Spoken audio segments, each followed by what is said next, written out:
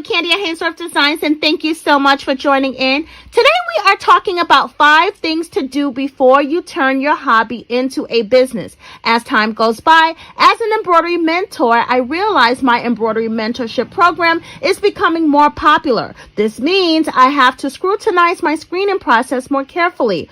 To do this, I ask a series of questions to the candidate to determine if they are a good fit for my program. However, this video will help you regardless to if you are considering my program or not. This video will also help you get on the right track or steer you in the right direction of what you need to do if you are considering turning your hobby into a business. Let's get started.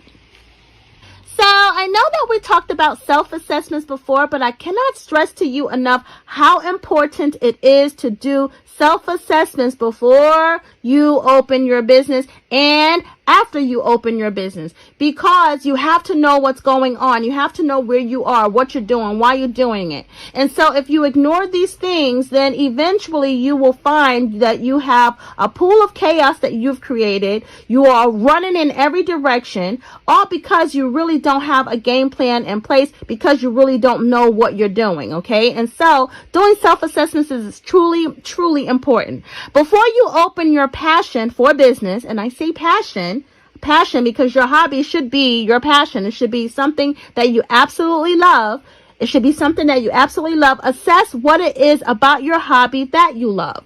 Okay, so you really want to know, what is it about this thing that I love doing? If someone had to ask me this 15 years ago when I was running a uniform store, I would have simply said, I love the idea of turning artwork into embroidery stitches. It was just something about turning an image into embroidery stitches, okay? And so it was much further than just personalizing a lab coat. When the nurses would come in and they would want, let's say, a stethoscope on their scrubs, I used to love the idea of finding something pertaining to their occupation and turning that artwork into embroidery stitches to embroider onto their lab coat or their uniforms. Okay, so you have to ask yourself, what is it about this thing that you love? And ask yourself, when do you love being engaged in this thing? Okay, so when do you love doing this? Is this something that you love doing when you are passing time in your spare time?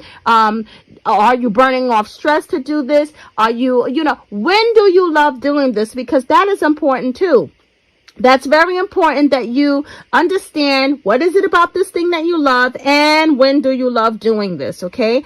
And then the next thing you want to ask yourself is why? Why do you love doing this, okay? And so you got to be honest. Is this something that you love to do because you love the claps and the pats on the back?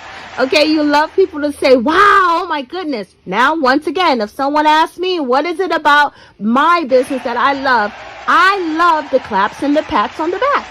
And some people may say, well, wow, Kandia, you have a big ego. Yep, I most certainly do. I absolutely love it when I personally get to deliver a baby ensemble to a baby shower. It's a room full of people there, and I get I love the responses that I get when I walk in with my work. I love it. I really love and truly appreciate when customers send me text messages, emails, little videos, photos when they are delivering my work as well, or if they are presenting my work at baby showers. I love when they send me pictures of the mom crying when she gets because she loves to see her unborn baby or maybe her new baby name on all of these items in the basket. I live for those moments. Okay, so for me, it is more than self-gratification. Yes, I love to be pleased with my work, but I love to get the claps and pats on the back and create wow factors for my customers. Okay, number 2, gather your stuff. Now that you've settled your mind and you've made the decision to turn your hobby into a business, gather your stuff. This means taking inventory. This means writing down everything that you already have to get started. This means that you are not just looking around and saying, okay, I have a sewing machine, an embroidery machine, I have a Cricut maker. No, you know exactly what you have. You know exactly what you have, okay? And so from machines to materials to supplies to startup money, you need to know how strong your foundation is to get started. I find oftentimes new students will say to me, well, I got an embroidery machine and, I want to start a business. But they do not have anything more than a variety of threads and embroidery designs and an embroidery machine. They do not have packaging, envelopes, boxes, labels. They don't even have sometimes a working printer to print out invoices, and you got to be able to print out a bill. Yes, I will say you must get paid before you do your work, before you deliver your work. So that starts with sending an invoice via email. However, when you are delivering goods, you want to make sure that they have at least a packing slip so they can see what's inside that box or what's inside of that packaging. Okay, and so in order to have packing slips printed, you have to have a working printer, you have to have paper, you have to have ink. Having those things in place needs to be accounted for. It needs to be on your inventory list. Taking inventory makes you fully aware of what you have so you can begin to understand what you'll need to make this transition of turning your hobby into a business successfully. Knowing how much funds you have also will allow you to put a budget in place. Okay, and so you can plan to make purchases on the things that you need once you know what you need that is necessary to launch your business.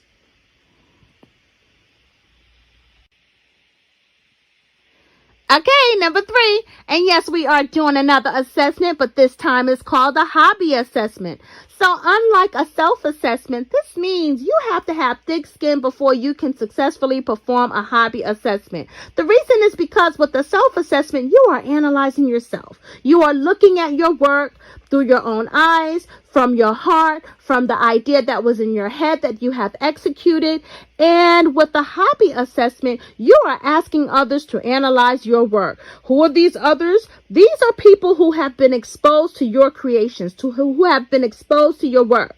So consider this. If you are opening a cupcake business, you would need to go back to those who have tasted your cupcakes to get honest feedback. How was the frosting? Was it too sugary, salty, plain? If it was bland, how was the cake? You would need someone other than your taste buds to give you honest opinion, honest feedback on how your cupcakes were. It's the same deal with any other business as well. If you are turning your hobby into a business, you need feedback other than yourself, because you are looking at it through your heart, through your eyes, through your mind. And you know what? You might not be giving yourself a realistic assessment. And you may even also be missing opportunities for improvement because you don't see it. And so the one thing I will also tell you is you have to be prepared to receive honest opinions and an honest assessment from others. And hopefully you have people in your circle or people who have been exposed to your work or your creations. Hopefully they are willing to give you an honest assessment. This is not the time to go to a person in your family or your friends or in your circle who will say yes to everything, and a person who thinks that whatever you do is great. This is not the feedback you want to get from that person. You need someone who's going to say, you know what, I tried the cupcake and I like the chocolate velvet, but I gotta tell you, it was just a little too sweet, or a little bit too this, or a little bit too that. You have to be able to have someone tell you an honest opinion, and you got to be willing to receive it. Okay, and so if you're in the position where no one have been exposed to your work, then you haven't provided yourself room for improvement. Okay, and so you need that before an opening date. You need that. This means that you don't know if your hobby is really a good sellable idea or not, because you have no one's opinion but your own. And I have 3 core questions that I am going to present to you to do your hobby assessment. Now, you can always add additional questions. The more the better, but you don't want to make the person crazy who is providing the assessment to you. But you want to have 3 core questions. Number 1, the communication.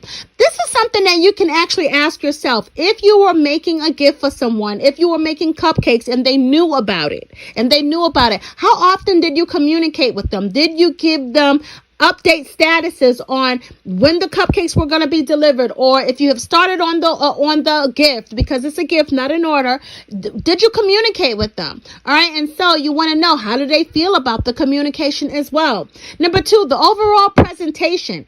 All right. And so if you are giving cupcakes as a gift, you want to know, once they lift that lid, how did they look? Was the cream smushed?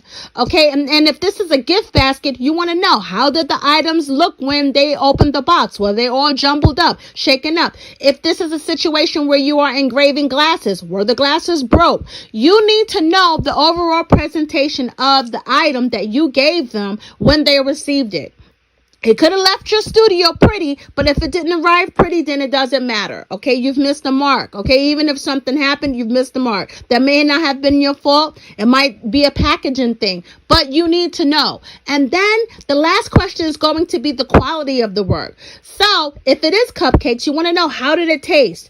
If it's a gift basket, you want to know, once they opened the gift basket, how were the quality of those items? Okay, so if this is a situation, let's say in my case, where this is a baby ensemble, after they have laundered the items, did it shrink, or did the thread bleed, or what was the quality of the blanket? Did the blanket peel? I need to know the quality of the work thereafter. Okay, so those are the 3 core questions that you want to ask. Excuse me. Once again, it's going to be in regards to communication, overall presentation, and the quality of your work.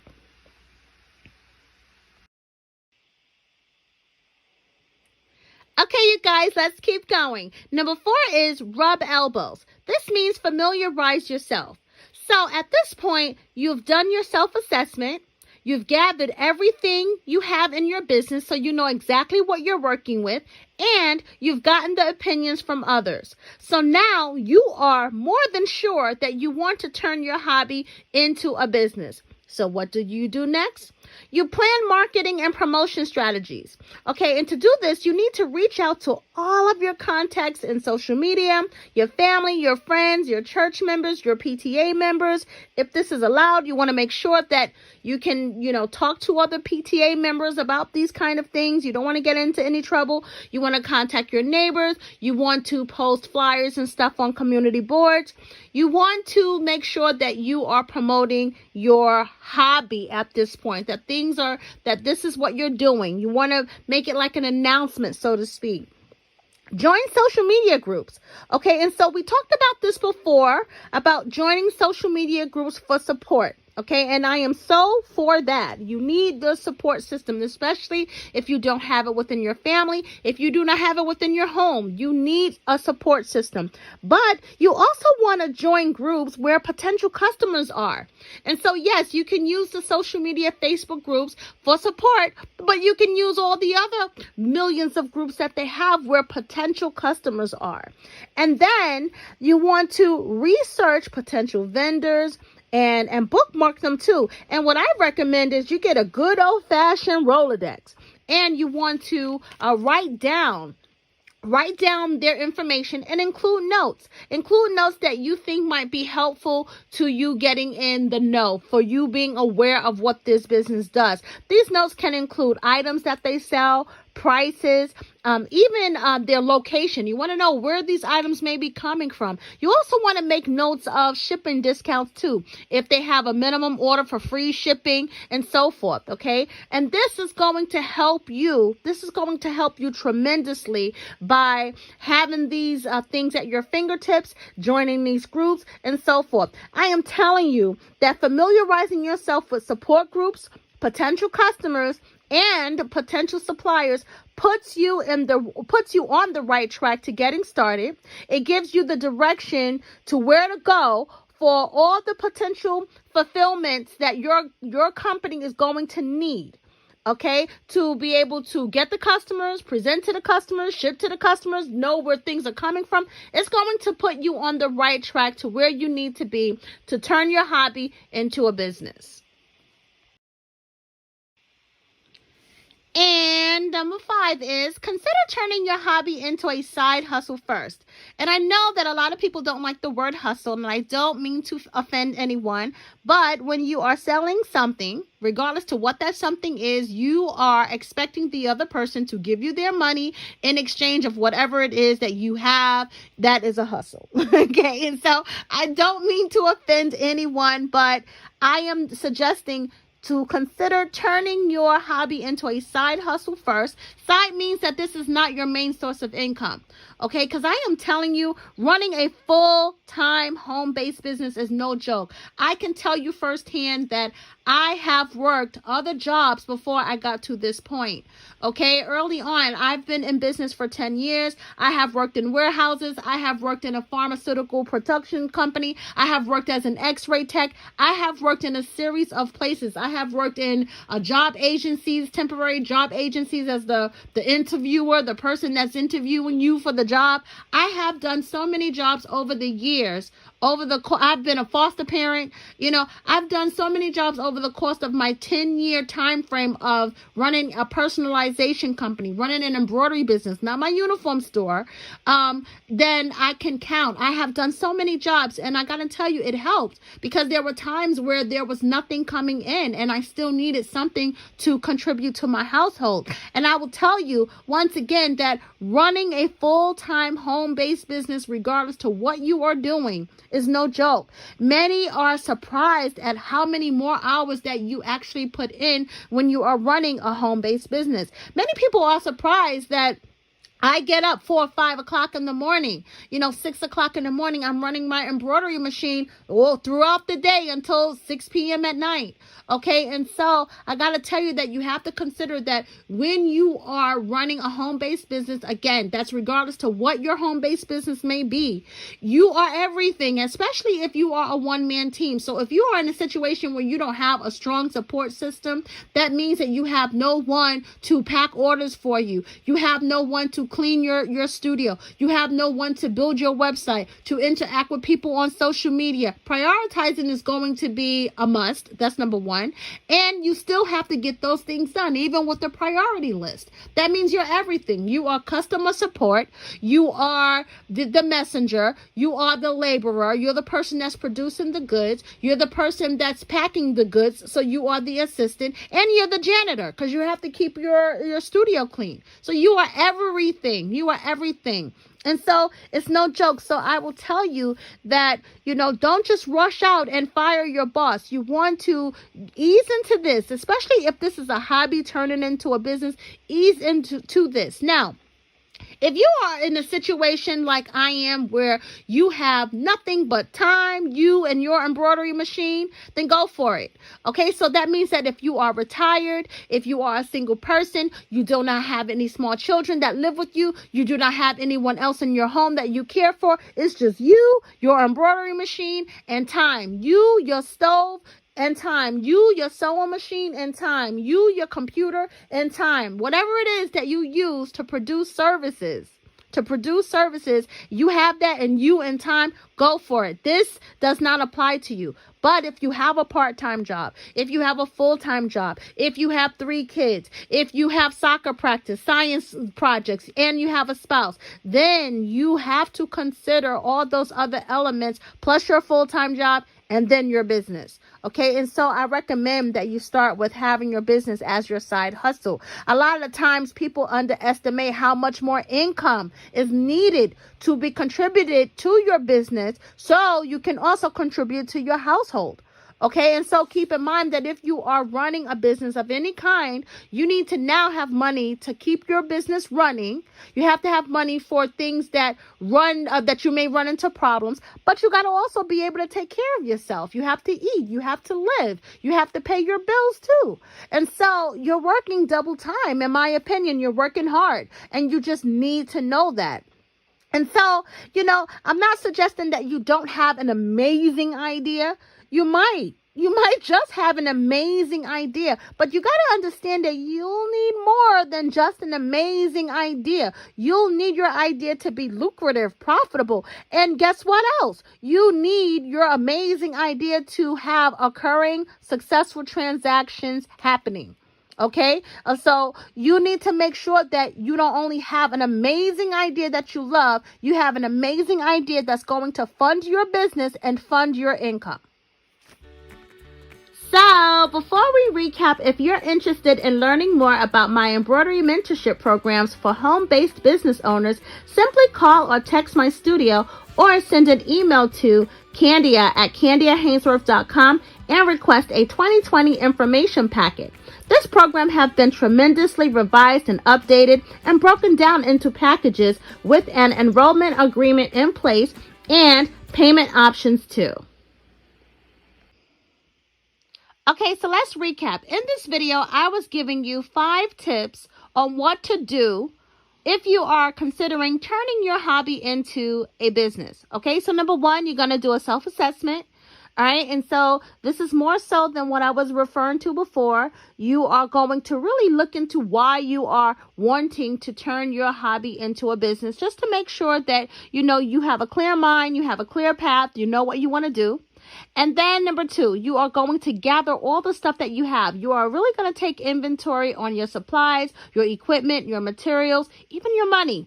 You want to know exactly what you are working with to turn your hobby into a business. And number 3, you're going to do a hobby assessment. But remember, you have to have thick skin. And you are going to go back to the people that have been exposed to all of your creations. So if you are baking goods, if you are sewing stuff, if you are making stuff, if you're making cards, whatever it is that you are doing, you have to go back to whoever have been exposed to your creations and get feedback. You are looking for communication, overall presentation, and quality. Those things are going to matter, and they're going to help you take your hobby into a business and turn it to a next level. Number 4, you're going to rub elbows. And remember, this means familiarizing yourself. You are planning a marketing and promoting strategy. You are going to join social media groups, okay? Now, this doesn't only mean support groups. This means that you are also going to find potential customers. You are also going to contact everyone that you know. That means everyone that you know. Okay, so everyone in your contacts, everyone on your social media, everyone in your church groups or other groups that you may be members of, you are going to contact them because those are potential customers too. And then you are also going to research vendors online, because you need to have a source. You need to know where you're going. You don't need to wait until someone wants something to have an idea if you can get it or not. Okay, so you want to have an idea on what you're doing and where to go to do it. And then number 5, before you do all of this, you want to consider turning your hobby into a side hustle first. So that means that you are not firing your boss. You are not quitting. You are going to try to balance too. So that means that if you have a full-time job, if you have other commitments, those still are going to get a lot of your time, most of your time, and you are going to ease into business, transition your hobby into business slowly. You're not just going to jump blindly or nose first. You are going to tiptoe, crawl into, take your time, and step into this entrepreneur world. So that's all I have for you today. If you like this video, give it a thumbs up. And I would like to know what you think about some of the tips that I have given you and I pretty much have warned you to do before you jump into business. And if you have already taken the plunge, but you are still new, I'd like to know some of the challenges that you are facing. This will help me make other videos to know some of the things that you may be facing or you have questions for. I do have embroidery mentoring students that provide questions, but this is a big world, and there are so many people who are getting embroidery machines and entering this industry and even finding my channel for the first time. So engage with me. Post those questions below, and you never know, your question may be featured in an upcoming video. Until then, you can find me on Facebook at KandiaHaynesworth.com, in the group Embroidery Boss, and in the group Dollar Tree Moneymakers. And you can also find me on Instagram and Pinterest at Kandia Haynesworth Designs, or you can stop by my website and visit it at www.kandiahaynesworth.com. Until then, I'll see you next time. Bye.